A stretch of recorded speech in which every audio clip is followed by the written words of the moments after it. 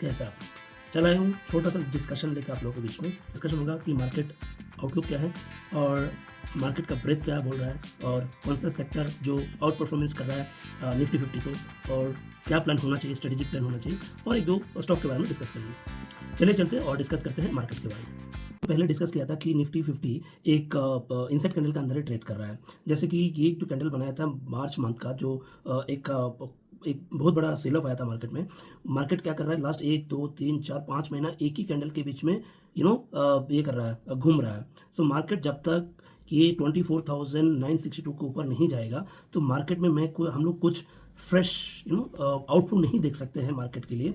अगर मैं वीकली में जाऊं तो मार्केट वही कर रहा है। देखिए मार्केट क्या कर रहा था, 20 एंड 40 का क्रॉसओवर किया था और मार्केट एक नीचे जा रहा था। बट अभी मार्केट में धीरे धीरे करके एक मोमेंटम बन रहा है। क्या मोमेंटम बन रहा है?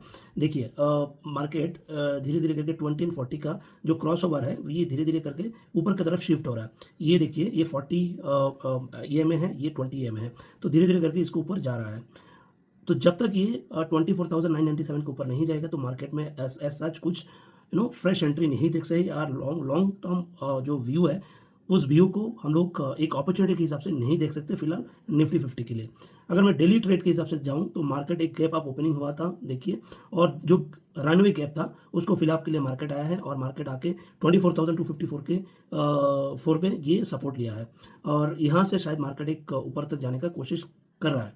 ठीक है, ये हो गया मार्केट निफ्टी 50। अगर मैं बैंक निफ्टी को देखूं देखिए बैंक निफ्टी भी सेम तरीके से ही चल रहा है कि जो मार्च का जो कैंडल बनाया था मार्केट उसी कैंडल के द्वारा ही घूम रहा है, उसी कैंडल के बीच में घूम रहा है। ठीक है, सो मार्केट एक इनसाइड कैंडल बनाया है और इसी कैंडल के बीच में घूम रहा है मार्केट। तो मेरे से 60,000 के ऊपर जब तक मार्केट नहीं जाएगा तो मार्केट में कोई ज़्यादा मोमेंटम नहीं देख सकता है बैंक निफ्टी में।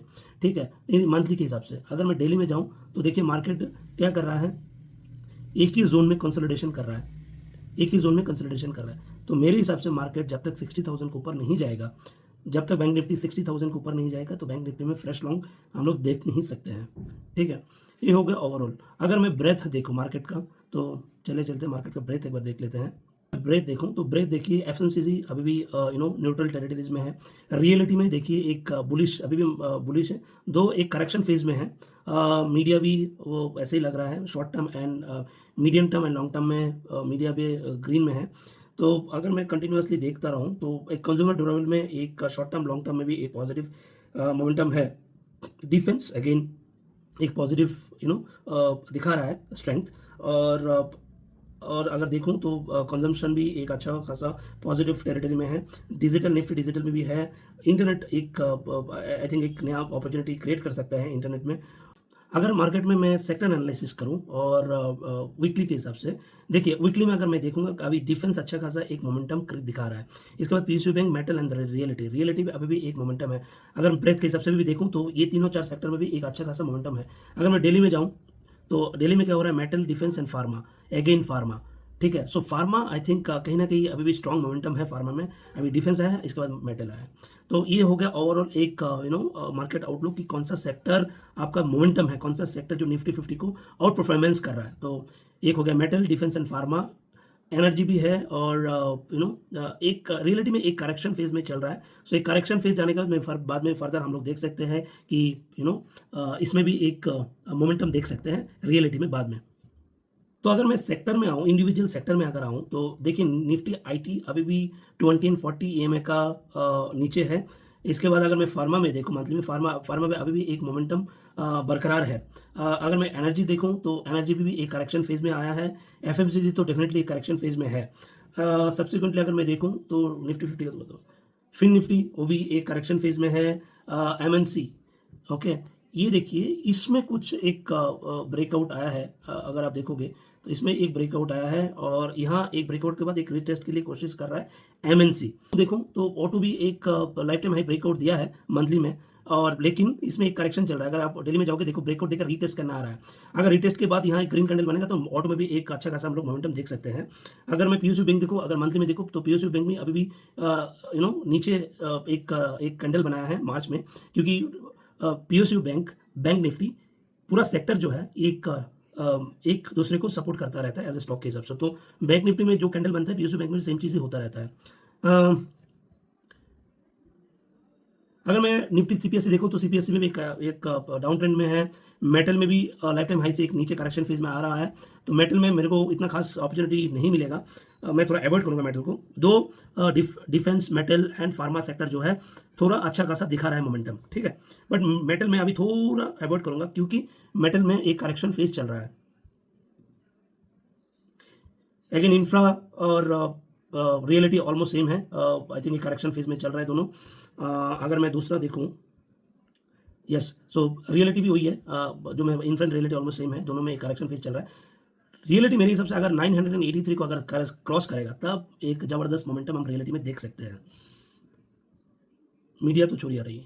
ये था ओवरऑल सेक्टर के बारे में एनालिसिस। तो मैं अभी जो स्टॉक ढूंढूंगा इसी 2-3 सेक्टर के बीच में ढूंढूंगा और एक दो देखूंगा कि लाइफ टाइम हाई ब्रेकआउट, क्योंकि मेरा जो फेवरेट सेटअप है वो है life time high breakout setup, जो हमेशा मैं देखता रहता हूँ और मुझे अच्छा लगता है इसमें मोमेंटम, या लाइफ टाइम ब्रेकआउट देकर रिटेस्ट करके जब हाई बनाता है, नया हाई बनाता है, तब जाकर उसमें मैं एंट्री देने का कोशिश करता हूँ। मुझे कुछ स्टॉक जो अच्छा लग रहा है उसमें एक है एचएल। मुझे क्यों अच्छा लग रहा है, अगर मैं मंथली के हिसाब से देखूँ, ये अप्रैल 2025 का जो हाई था उसको ब्रेकआउट कर दिया है लास्ट वीक ने, ठीक है। अगर मैं वीकली चार्ट में हिसाब से देखूँ तो वीकली में भी देखिए ये ब्रेकआउट देकर रीटेस्ट कर दिया है।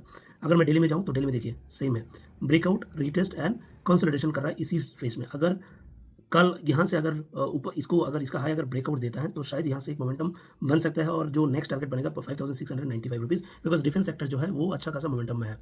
और मुझे जो दूसरा स्टॉक जो अच्छा लग रहा है वो है एच क्यों मुझे अच्छा लग रहा है, अगर मैं मंथली में देखूँ तो मंथली में देखिए स्टॉक एक ही जगह में कंसोलिडेशन कर रहा था, ठीक है। और ये जो है मतलब 2018 का जो हाई है उसको ये ब्रेकआउट दिया है। और अब अगर आप देखोगे कैंडलस्टिक चार्ट के पैटर्न के हिसाब से ये एक राउंड बटन बनाया है। आप लोगों को बना के मैं दिखाता हूँ।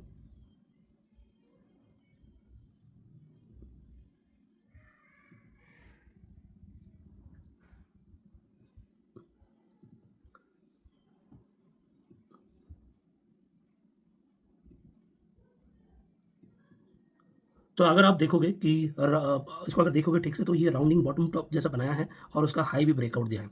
तो मुझे जो लग रहा है ये नेक्स्ट जो टारगेट बनेगा 895 रुपीज़ तक जा सकता है, कोई श्योरिटी नहीं है, ठीक है। तीसरा जो स्टॉक मुझे अच्छा लग रहा है वो है नेटवर्क टेक्नोलॉजी, क्योंकि again it is IT, momentum में नहीं है, बट ये स्टॉक मुझे अच्छा इसलिए लग रहा है, ये डेटा सेंटर बेसिस में है।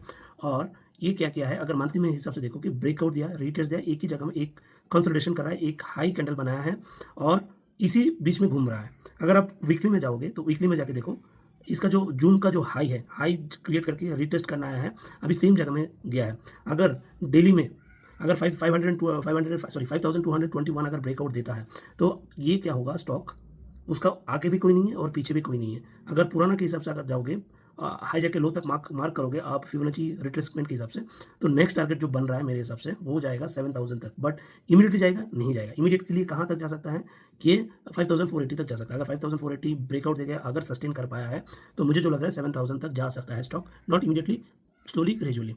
और एक स्टॉक जो मुझे अच्छा लग रहा है वो है टेक महिंद्रा। क्यों टेक महिंद्रा अच्छा लग रहा है, अगर आप देखोगे कि ये जो स्टॉक है लाइफ टाइम हाई बनाया था जनवरी 2022 में, करेक्ट।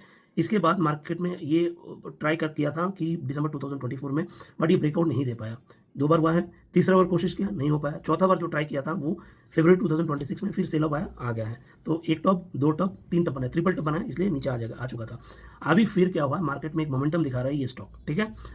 क्यों मोमेंटम दिखा रहा है, क्योंकि मेरे को जो लग रहा है इसका कुछ पोटेंशियल है और एक ट्रेंड लाइन को ये फॉलो कर रहा है स्टॉक। अगर आप देखोगे एक ट्रेंड लाइन को फॉलो कर रहा है, ऊपर जा रहा है नीचे आ रहा है, ऊपर जा रहा है नीचे आ रहा है, ऊपर जा रहा है, एक ट्रेंड लाइन को रिस्पेक्ट कर रहा है। ये ब्रेकआउट दिया कब का, जून 2026 का ब्रेकआउट दिया है, फिर रिटेस्ट करना आया है।